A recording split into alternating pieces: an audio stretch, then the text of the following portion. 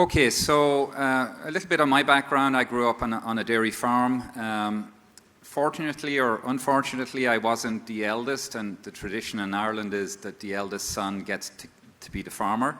So I was the second eldest. I went to college, studied, did economics, and discovered when I graduated there was no jobs in economics in Ireland, so I was forced to emigrate like 99% of my classmates. Traveled around the world and ended up in Brazil by accident in 1994. It was a good year. It was the year Brazil won the World Cup, and it was also the year that Brazil launched the Real Plan, which is still in place. So coming out of several years of hyperinflation, suddenly they had a more stable economy.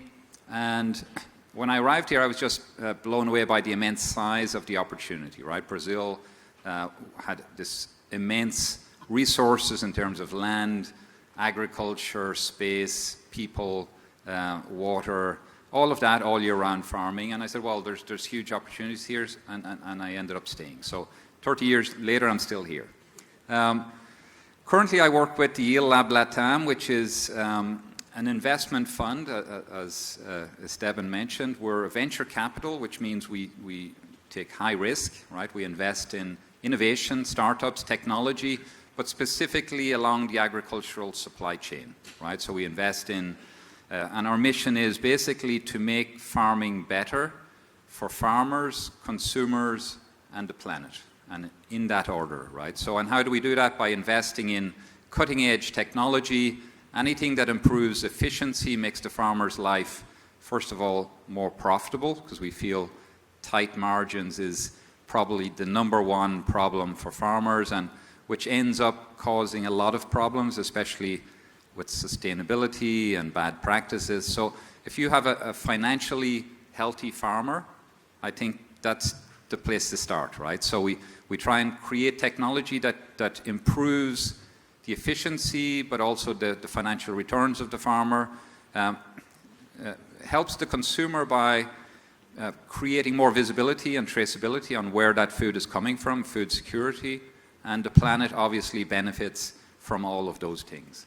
The Yield Lab specifically, we started in St. Louis in 2013.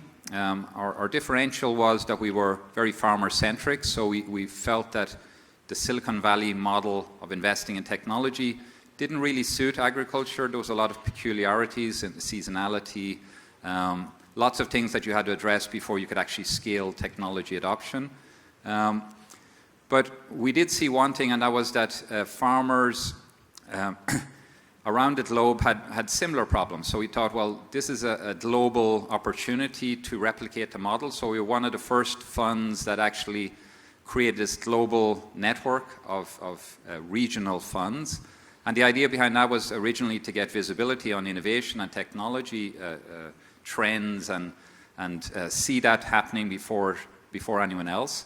But the second thing that helped with is that it ended up attracting the most ambitious founders and startups, right? So anybody that wanted to have a global solution would come to us because they saw that we had funds in US, Europe, Asia, and Latin America. So that gave them a sort of a launch pad to expand globally.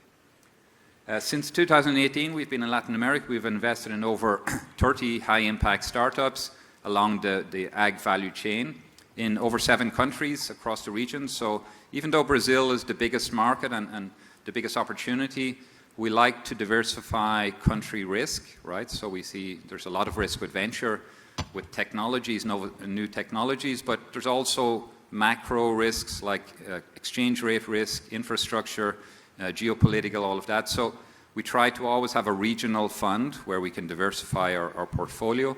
But also we see that allows to bring, sometimes we have very good technology in small markets. So if we look at maybe Argentina, Chile, Peru, we have investments there not because of their potential to serve a local market, but the potential to come to Brazil first and then later maybe to the US and Europe.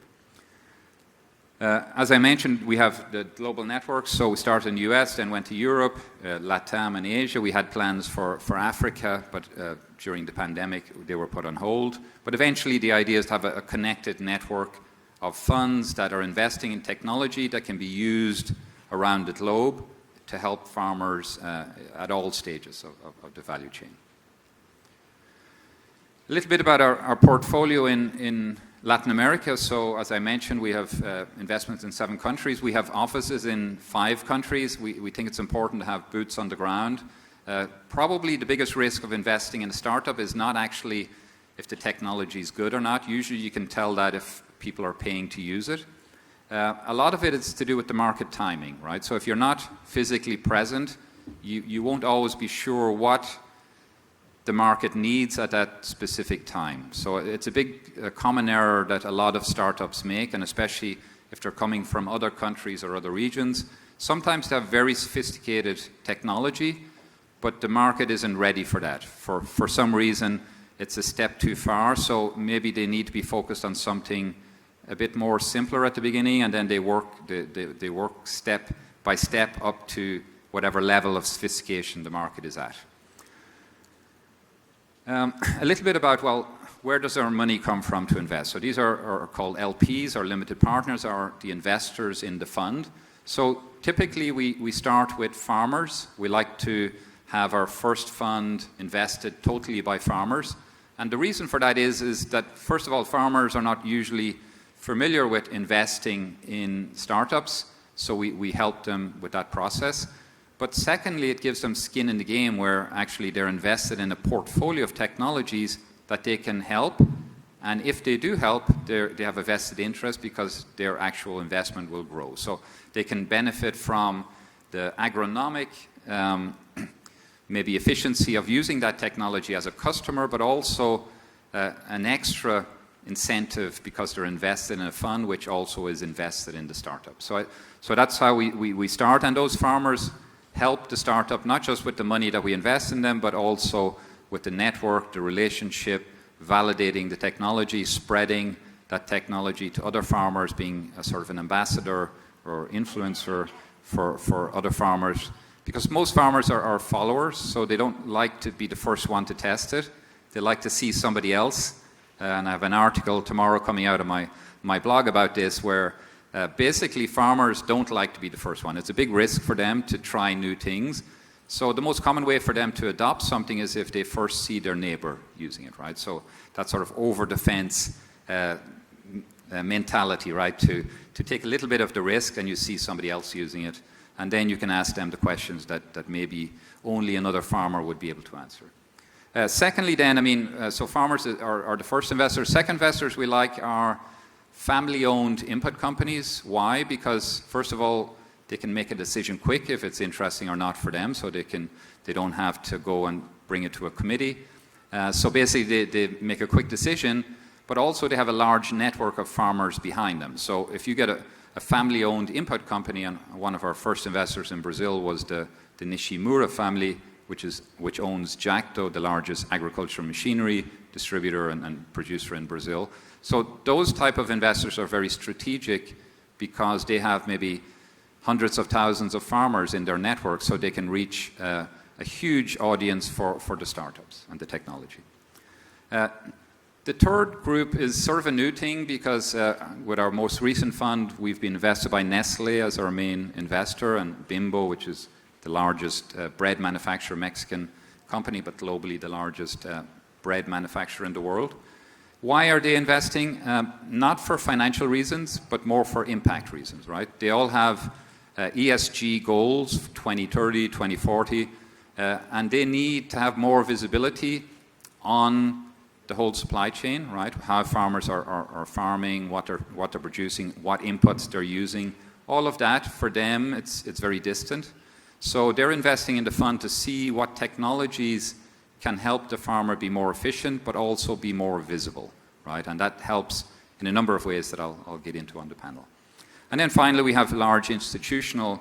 So, it's good to have farmers and smart investors, but usually we don't ask them to put a big amount of money in the fund because we know it's not familiar for them. So We get the most money from institutional investors like IDB, the Inter-American Development Bank, and the Global Environmental Facility. So those guys, again, are looking at the impact. So really what we're trying to show is visibility on how the farmer produces and how he can produce better using technology. This is one of an example of our 30 portfolio companies. It's our first investment in biotech in Brazil, Symbiomics. So it's a startup based in Porto Alegre. And what we liked about them is that they had a nice business model. They weren't so obsessed with the technology.